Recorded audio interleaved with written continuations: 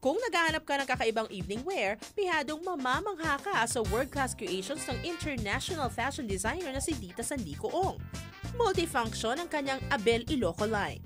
Ito isang klase ng pagbuburda o weaving na mula sa Ilocos Sur na gawa sa iba't ibang native fibers.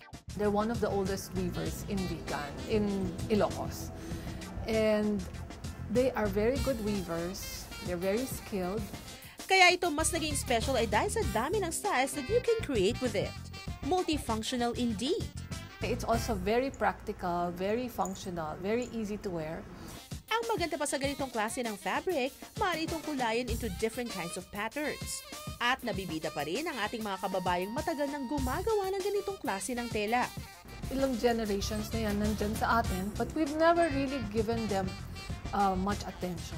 So I think now we really have to be proud of what we have and what we're doing.